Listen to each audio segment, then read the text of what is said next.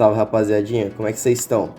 Seguinte, no dia que esse vídeo está sendo lançado, no caso 26 de janeiro, Tekken 8 está sendo lançado para várias plataformas, como PlayStation 5, Xbox Series X ou S, sei lá como que chama essa porra, e para PC. E muitos de vocês não devem entender o que diabo está acontecendo nesse jogo, e bota diabo no sentido literal nesse caso. Badum, eu não tenho efeito sonoro de bateria. Tekken é uma franquia já com seus vários anos em cima, e é perceptível a mudança e a evolução que a franquia foi tendo com o passar dos jogos. Então nesse vídeo eu vou apresentar para vocês essa franquia, que tem no mesmo jogo o maior edgelord de todos os tempos e o canguru boxeador. Antes de falar sobre Tekken em si, nós vamos falar sobre aquele que influenciou sua criação. No último vídeo eu falei sobre como Street Fighter 2 serviu de inspiração, às vezes até demais, para vários jogos de luta nos anos 90. E também serviu de inspiração para um projeto que seria revolucionário na época, o teste do 3D, a tecnologia que seria o futuro de toda a mídia do entretenimento, e esse projeto era Virtua Fighter, um jogo que era revolucionário pelo seu uso do 3D, que hoje em dia parece precário, mas na época era a coisa mais avançada do mundo. E se você não conhece Virtua Fighter, honestamente eu não te julgo, já que essa franquia tá mais morta que esse canal. E se você conhece Virtua Fighter, então você é nerd, ou pior, você é boomer.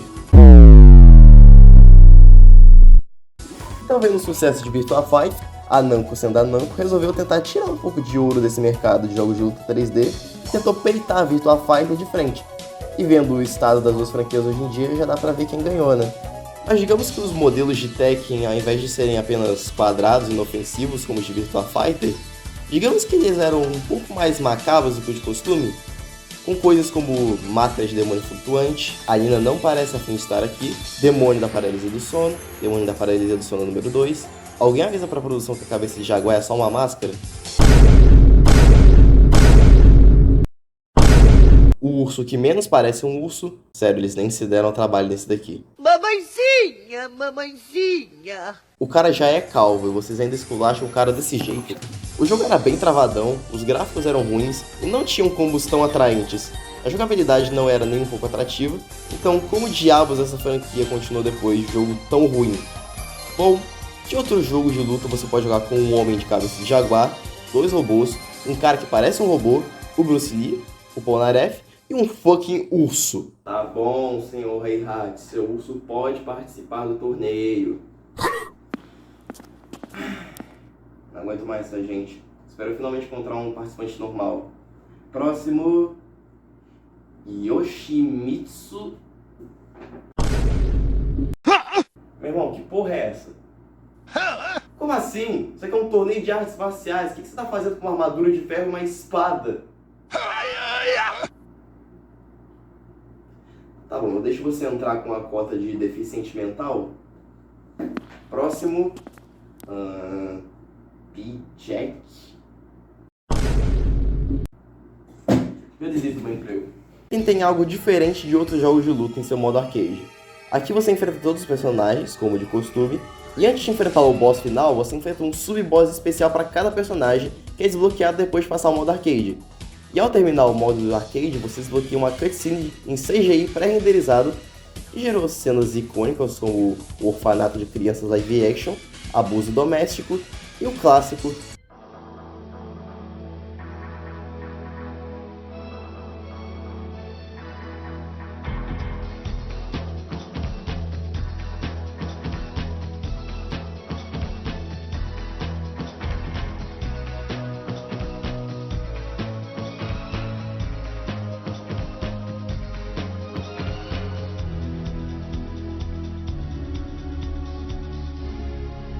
Mas agora você deve estar pensando, o que caralho está acontecendo nessa história?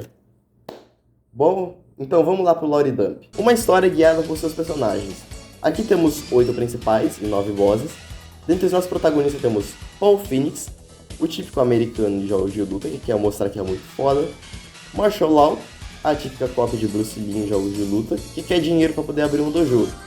Michelle Cheng, uma mulher nativa americana que quer vingança pelo Heihachi que matou seu pai. Nina, uma assassina de aluguel, muito sexy, que foi contratada para poder matar o Heihachi, mas enfrenta sua irmã, também uma assassina de aluguel e sua rival, ainda mais sexy, diga-se de passagem, Anna Williams. King, um lutador de luta livre que quer ganhar o dinheiro do torneio para poder abrir um orfanato. Yoshimitsu, uma espécie de samurai Robin Hood que busca roubar o dinheiro do torneio para entregar para os pobres. Jack, um robozão construído pela União Soviética, que a cada jogo subsequente recebe uma nova versão. E o principal desse jogo, Kazuya Mishima, mas a gente vai falar um pouco mais sobre ele depois. Cerca de 20 anos atrás, Heihachi Mishima, o dono da maior empresa do mundo, a Mishima Zaibatsu, resolve jogar seu filho Kazuya Mishima de um penhasco, pois queria que Kazuya escalasse o penhasco de volta para provar que ele é forte. Kazuya, como uma criança, obviamente, que não sobreviveria a essa queda, mas de alguma forma ele sobrevive ao despertar o gene diabólico. Um gene que corre no sangue do Kazuya, que desperta o lado mais maligno da sua alma, virando o literal diabo, podendo voar, soltar raio laser e cerimônia calvície. Não, eu não estou brincando. Kazuya sobreviveu e depois de muito tempo, Heihachi organiza o torneio do Rei do Punho de Ferro, chamando vários lutadores de todo mundo, alguns deles nem humanos são, outros são humanos, mas não agem desse jeito. O que importa é que ocorre a luta mais épica da franquia, Paul vs Kuma, onde Paul vence. Tá bom, Kazuya vence Heihachi e joga ele do penhasco, se tornando o novo dono da Mishima Zaibatsu. E se você pensa que agora o mundo vai ficar em paz a partir de agora, eu tenho péssimas notícias para você.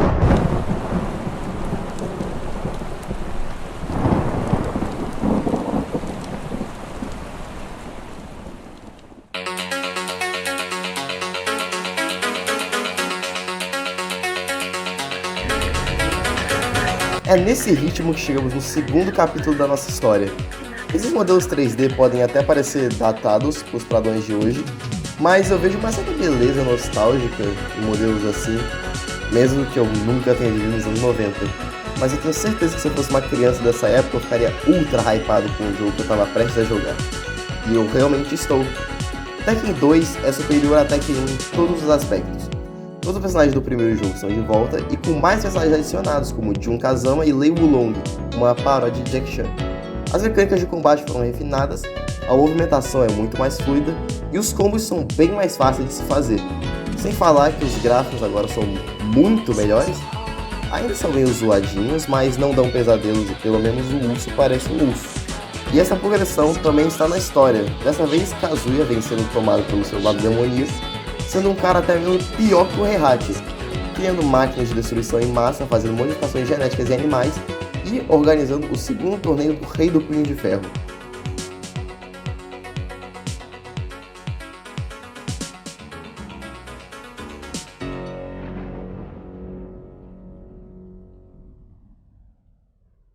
Olá, Sr. Kazuya. Primeiramente, bem-vindo. Agora que você derrotou seu pai, você é o novo dono da empresa.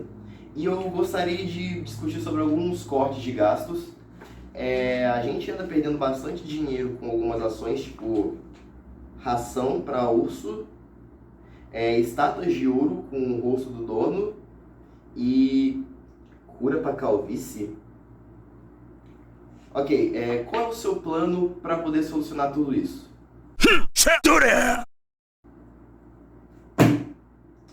Eu me demito. Nesse torneio, o Heihachi volta para enfrentar Kazuya, que tinha literalmente se transformado no diabo, e que, ao menos nesse jogo, parece um demônio e não um cos pobre de Star Platinum, que no Tekken 1. Heihachi então vence e joga Kazuya de outro precipício, só que dessa vez de um vulcão, que é para garantir, né? Então sim, eles haviam transformado o protagonista do primeiro jogo no vilão do segundo, e então mataram ele. E você pensa, como é que eles vão continuar a franquia sem o protagonista? Aí que tá. Durante o torneio, Jun Kazama foi confrontar o Kazuya, por causa das experiências com animais, mas ao invés de ter uma batalha até a morte, os dois transam. Não julgo, quem resistiria a esse sorriso? E dessa relação esquisita nasceu o protagonista da entrega mais famosa da franquia, Jin Kazama.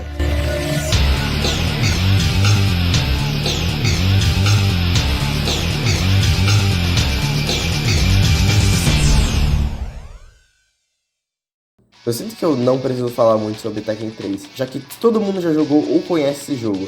Foi um dos mais revolucionários de jogos de luta e consolidou tudo que Tekken é hoje em dia, que é um dos jogos mais vendidos do PS1, e nesse momento Tekken deixou de ser o Virtua Fighter da Namco para se tornar algo muito maior. O jogo aprimora todas as mecânicas dos outros dois jogos, a movimentação é extremamente fluida, e a mecânica de sidestep transformando Tekken em um jogo de luta 2D com personagens 3D para um jogo de luta completamente 3D, o que hoje é a mecânica mais atraente dos jogos, que dá um elemento especial em comparação com outros jogos de luta. E essa evolução já dá para ser percebida quando vemos as cutscenes pré-renderizadas desse jogo, que são muito superiores às do Tekken 2 e infinitamente melhores que as do primeiro jogo. São até melhores que animações 3D desse tempo. A trama desse jogo traz uma nova geração de personagens, alguns completamente novos e outros que são sucessores de personagens antigos, além de personagens que voltaram para esse jogo. Caramba! Puxa vida, Heihachi caprichou nesse torneio aqui, hein? Enfim, hora de fazer meu trabalho, de revisar os participantes. Vamos nessa. Primeiro de todos, lógico, né? Kuma. Kuma? Caramba, hein? 18 anos, você ainda tá vivo? Tá certo, Heihachi realmente não tem criatividade. Mas enfim, pode passar meus pêsames pelo seu pai. E próximo participante... Panda? Esse gás de novo. Você tá de sacanagem, né? Um urso já não era o bastante, não? Nesse jogo surgiram favoritos dos fãs, como o Arangue, Ling Xiaoyu e o favorito de todo brasileiro, Ed Gordo, que serviu de ícone da capoeira e apresentou esse estilo para várias pessoas, tanto do Brasil quanto do mundo afora, e que tem tantos fãs que simplesmente a sua ausência no Tekken 8 gerou acusações de racismo. Não, eu não estou brincando e eu não vou tocar nesse assunto de novo. Um dos personagens mais interessantes desse jogo é o Mokujin, que não tem um moveset próprio, mas a cada round ele vai usar o estilo de luta de outro personagem do jogo de forma aleatória. Além, é claro, do menino emo favorito de toda uma geração, Jin Kazama, filho de Kazuya, que teve sua mãe morta por uma entidade chamada de Ogro. Não esse Ogro. Também não é esse. Aí, esse aí. Um deus azteca das lutas. Heihachi estava buscando conseguir o sangue do Ogro, e vendo que Jin queria a vingança, que provavelmente ele tem o mesmo gene diabólico do Kazuya, ele treina o garoto para que ele derrotasse o Ogro. Jin faz isso para logo em seguida tomar um capa do Heihachi. Porém, o que Heihachi não contava é que o moleque ia acordar encapirotado, botando as asas das costas dele da forma mais Ed possível. Esse jogo ainda tem outros dois modos de jogo alternativos, que dá para passar várias horas jogando. O primeiro é o modo Tekken Ball, que é basicamente um vôlei com porradaria. Inclusive, depois de muito tempo, esse modo está de volta no Tekken 8. Muito obrigado, Harada. E também temos o modo Tekken Force, que é basicamente um modo beat'em up 3D, onde você passa por 4 fases, lutando contra inimigos muito difíceis, diga-se de passagem. E eu fiz esse modo sabendo que ao terminar ele, eu conseguiria desbloquear um novo personagem. Só que a triste realidade é que para desbloquear o personagem, você tem que passar esse modo 4 vezes. E sabe qual personagem você desbloqueia depois de tudo isso? Um velho caquético. E esses foram os jogos que moldaram a franquia. A partir daqui, todos os jogos passaram a seguir uma mesma base de gameplay, mas ainda assim, cada um tinha uma atmosfera própria. E a atmosfera do próximo jogo é uma que é bem diferente de todo o resto, seja para bom ou para ruim.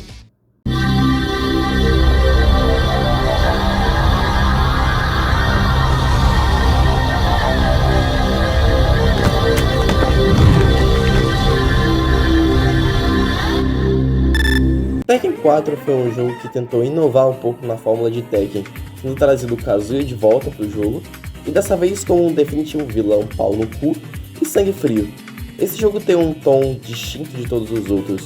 Você percebe isso nos cenários, no visual dos personagens, na música, nos finais, e em algo novo que esse jogo agregou, os prólogos para cada personagem, que tem essa música macabra, um narrador falando com uma voz fria a história de cada personagem.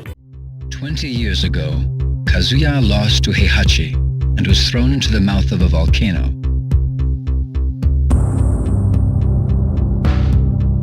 A few days later, he was brought back to life by G Corporation, a biotech firm making...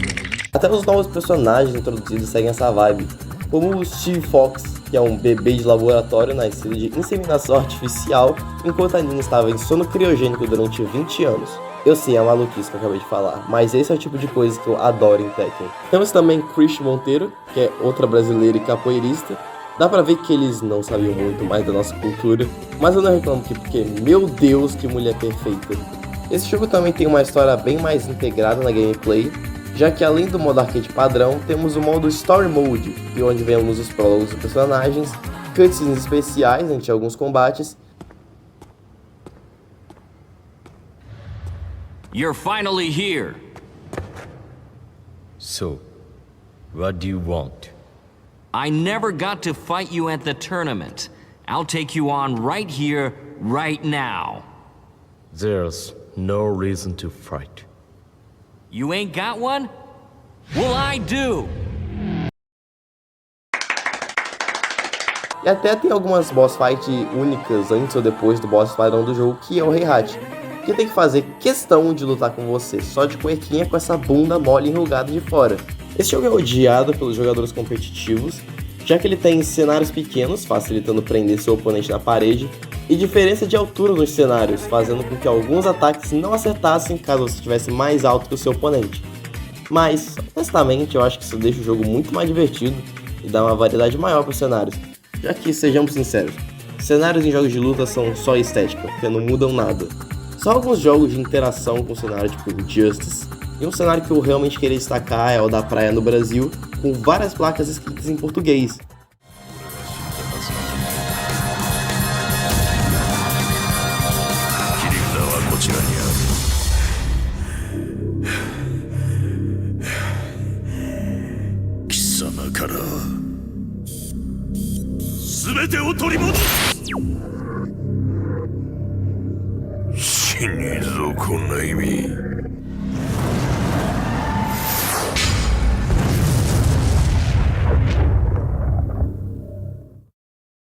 Nesse jogo, Kazuya é descoberto vivo, e Jin havia desaparecido e treinado um novo estilo de karatê para não se relacionar com o estilo Mishima, o que foi só uma desculpa para não termos 3 personagens com o mesmo estilo no mesmo jogo. Heihachi então, para matar 2 coelhos numa cajadada só, ou melhor, 2 capetas num penhasco só, resolveu abrir o 4º torneio do Rei do Punho de Ferro, e dessa vez o vencedor, ao invés de ganhar muita grana, teria a posse da Mishima Zaibatsu, o que atraiu o Kazuya e o Jin, que foi atrás para eliminar todos os Mishima, que até aquele ponto era uma missão fácil, mas hoje em dia, sabendo que o Heihachi tem mais de 18 filhos ilegítimos, virou uma tarefa meio complicada, mas a gente já chega lá. Kazuya e Jin chegam nas finais, Heihachi então leva os dois até um templo, onde rola treta generalizada, Jin então vence os dois e foge de lá, da maneira mais Ed possível, e nós só sabemos o que acontece no próximo jogo.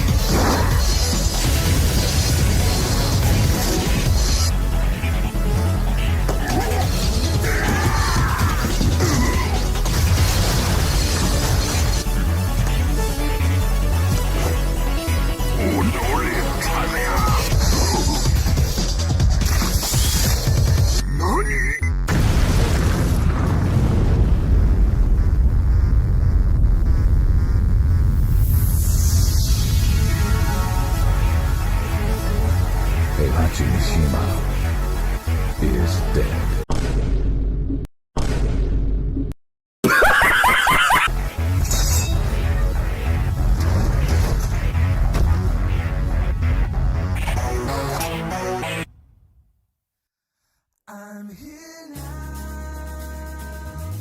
Katsuhiro Harada é alguém que é muito importante dentro dos bastidores de Tekken.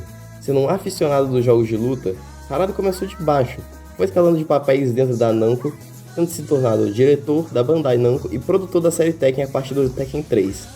Como um fã aficionado de jogos de luta, Harada trazia uma visão para a franquia diferente dos homens engravatados. Harada tinha amor pelo que fazia. E por que eu tô contando tudo isso agora?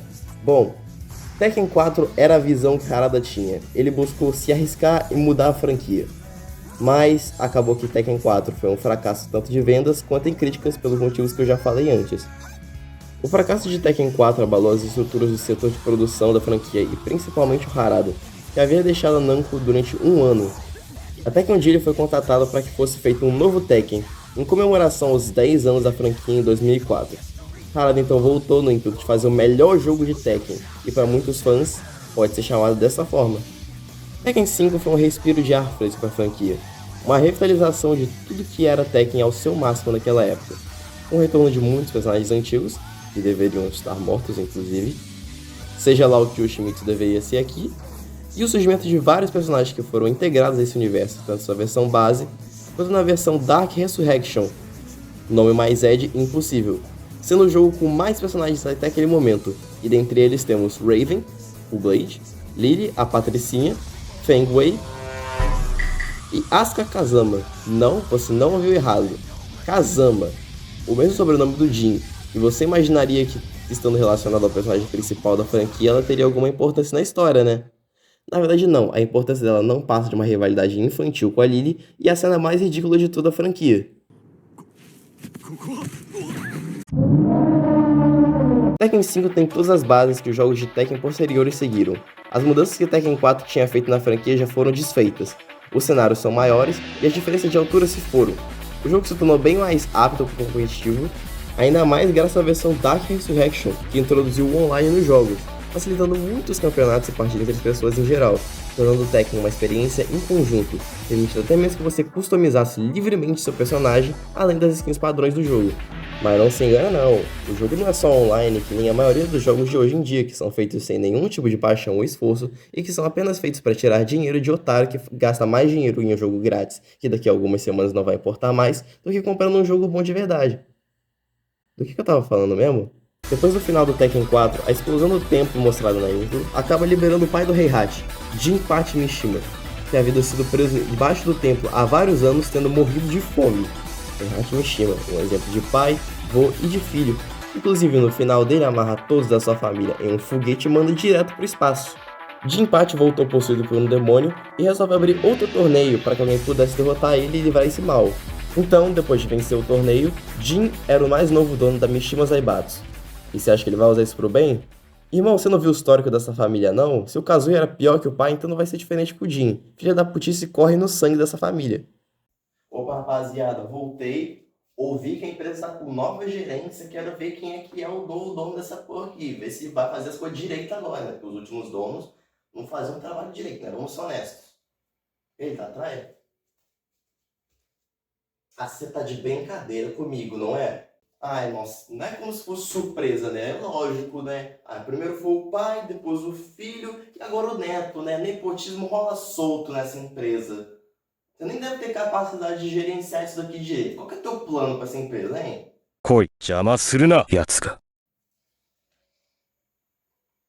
Vocês têm certeza que não era uma ideia melhor ter colocado o urso?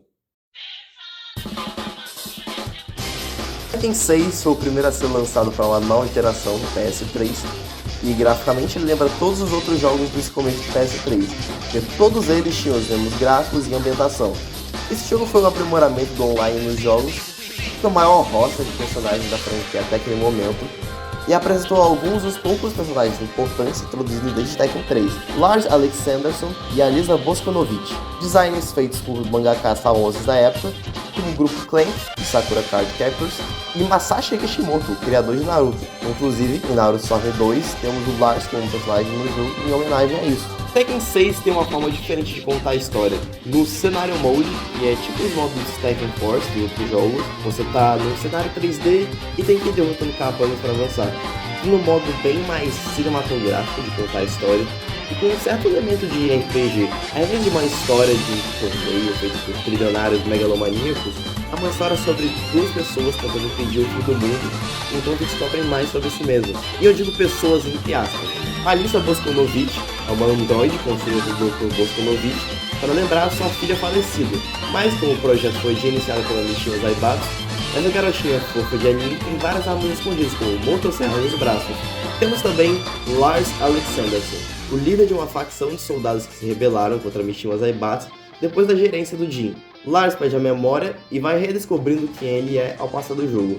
E essa eletricidade dele não é coincidência, já que ele é um filho ilegítimo do Heihachi. Mas não, ele não tem o gene diabólico, e isso é parte da história do próximo jogo.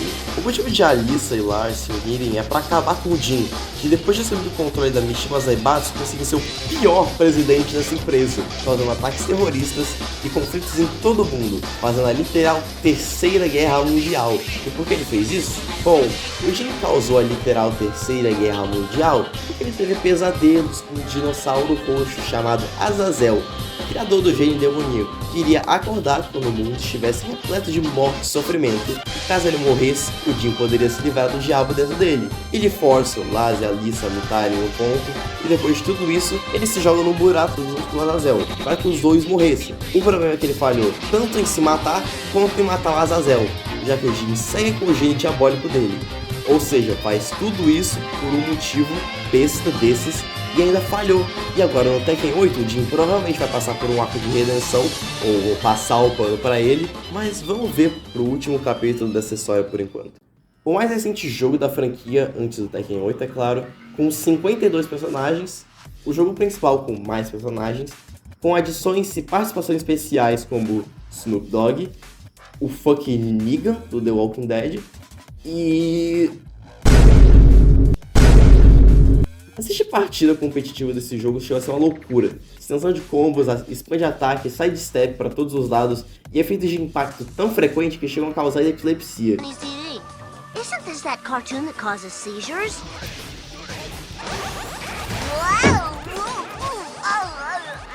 Esse jogo, assim como a capa demonstra, é o capítulo decisivo na disputa entre os Mishimas, Kazuya e Heihachi, a batalha final entre os dois.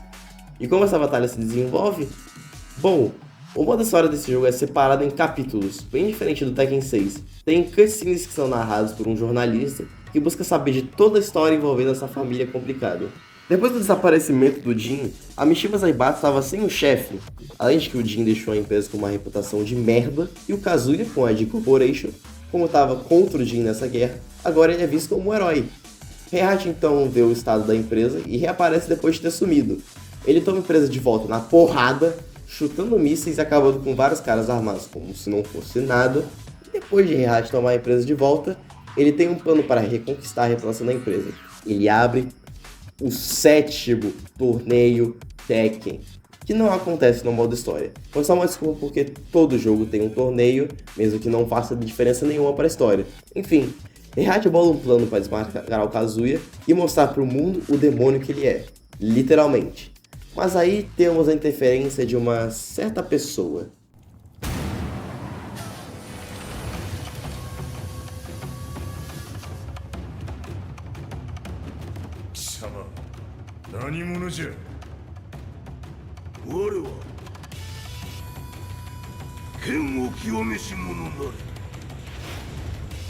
Oi? Akuma?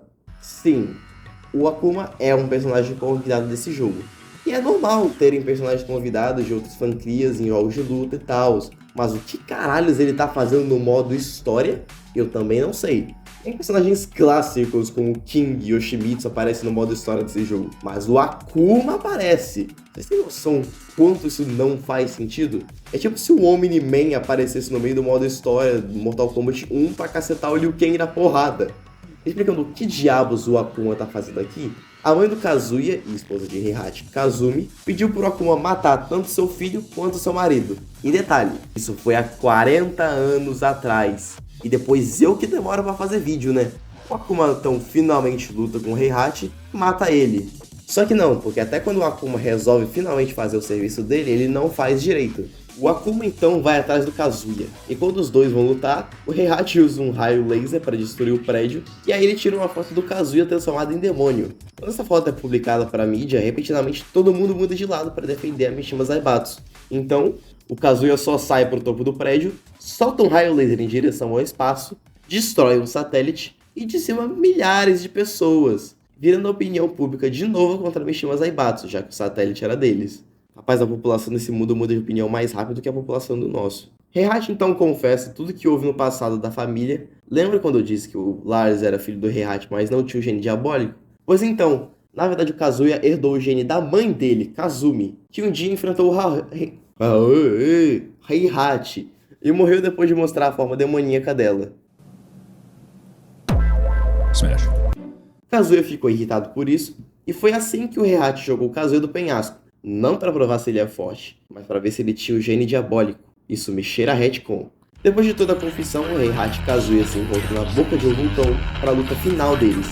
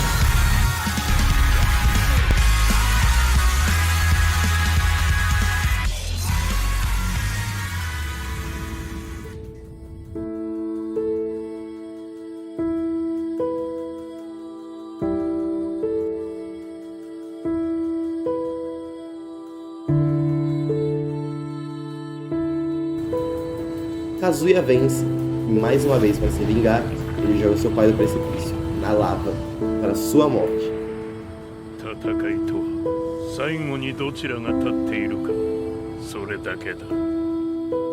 Kazuya agora era o homem mais poderoso do mundo, e só existia uma pessoa que poderia parar ele, o trazido de volta dos mortos, não tão dos mortos, Jin Kazama.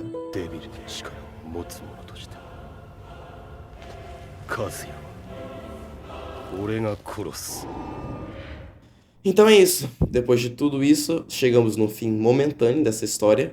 Agora é ver o que vai acontecer no Tekken 8. que até agora parece bem promissor pelo primeiro capítulo, com lutas à la Dragon Ball, e pelo que tudo indica, essa parece ser o último capítulo dessa história, talvez o último jogo da franquia em geral, ou só o fim de uma saga. E eu deixei muitos personagens menores de fora desse resumo da história, personagens que eu vou falar um pouco sobre a plot deles.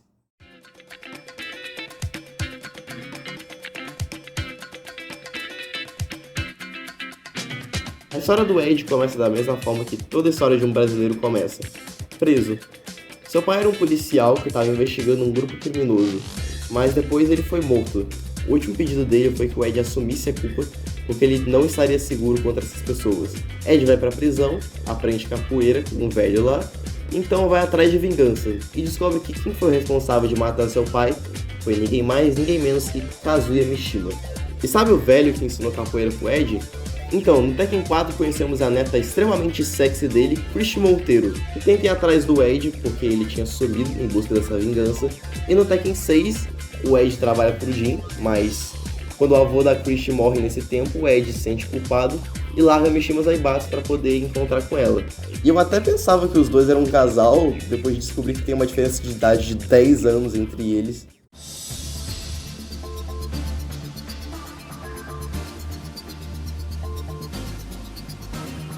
Eu já expliquei a origem do primeiro King. O que eu não expliquei pra vocês é que o Team King do Tekken 8 não é o mesmo King do Tekken 1. Já que durante o Tekken 3, o King original foi morto pelo ogro. Não esse ogro, pô.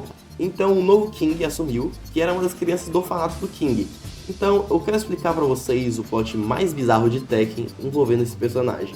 Em Tekken 4 é introduzido o personagem do Marduk, um lutador doidão que foi preso depois de matar um homem. E esse homem era nada mais nada menos que Armor King, o mestre do King. King então busca por vingança, e seu plano é pagar a fiança do Marduk, mandar o convite do torneio pra ele, e esperar que ele não apenas aceite, mas que os dois vão se encontrar no meio do torneio para se enfrentarem. E no final do King ele decide poupar a vida do Marduk, depois de ver que ele também tinha uma família. Desde então, os dois viraram Big Bros. Mas a maluquice não para por aí. Em Tekken 5, nós temos o retorno do Armor King. Mas ele não estava morto?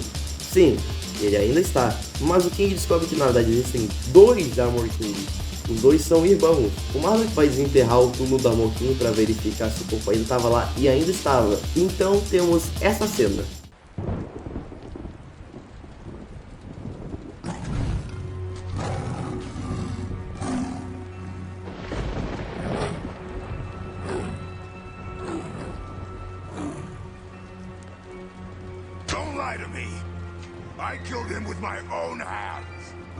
Irmão, que porra é essa? Como é que vocês estão se entendendo? Os Mishimas. Os Mishimas. Essa família muito unida. Família complicada. A cada jogo é um querendo matar o outro, se jogando de lugares altos, tentando conseguir dominação mundial, causando ataques terroristas e qualquer coisa de ruim que você possa imaginar. E consegue sempre vir um pior que o outro em sequência. O Jinpachi até que era um bom sujeito antes de ser possuído, mas depois dele só veio maçã podre. Eu quero nem imaginar o tipo de atrocidades que o filho do Jin faria. E o Heihachi não estava satisfeito em ter um filho problemático. Não. Ele teve que ir espalhando essa semente para todos os campos, embora que o Lars seja o único Mishima bom. Além, é claro, do Li Xiaolan, que era um órfão que foi adotado por Heihachi, só para servir de rival e escada pro Kazuya. Nos finais, o Lee sempre é mostrado esse desprezo ao Mishima que ele tem, e tanto no Tekken 7 quanto agora no Tekken 8, ele é a peça central na trama como um personagem de suporte. Então, pelo visto, quanto menos envolvimento se tem com o resto da família, melhor. E eu não vou falar da Reina aqui por enquanto, já que eu não vi o Tekken 8 completo, mas esperem um vídeo falando sobre todos esses personagens. Tekken tem esse toque especial nos diálogos, já que ao invés de todos os personagens falarem o mesmo idioma, cada um fala sua língua nativa. Alguns nem idioma falam direito, né? E de alguma forma, todo mundo se entende sem nenhum tipo de barreira linguística. Do you know something? Ci hanno riferito che un essere disumano è apparso in Estremo Oriente. 人間とは思えぬか。確かに奴は得体の知れぬ化け物じゃ。 Ainda existem dois jogos spin-off do Tekken, os jogos Tekken Tournament 1 e 2, que são dois jogos Dream Match. significa que eles não têm história e são só uma desculpa para colocar todos os personagens da franquia no mesmo jogo. Apenas os personagens que morreram estão no jogo. 2 personagens que têm o mesmo moveset estão no jogo. Um personagem que é só uma transformação de outro tem também. 2 personagens que são alter egos um do outro tem também. 2 personagens que são a versão magra e gordo do mesmo boneco tá no jogo. E também tem a Miharu, que é só uma reskin da Xiaoyu no Tekken 4, para alegria dos 2 fãs da Miharu, o cara que criou a Miharu e o cara que colocou ela no Tag 2. E você sabia também que existe um jogo crossover de Tekken com Street Fighter? Eu acho que a Akuma se perdeu um pouco depois desse jogo. Nossa! E depois de tudo isso, um aspecto importantíssimo dos jogos é que a OST desses jogos é muito boa, só escuta essas pedradas.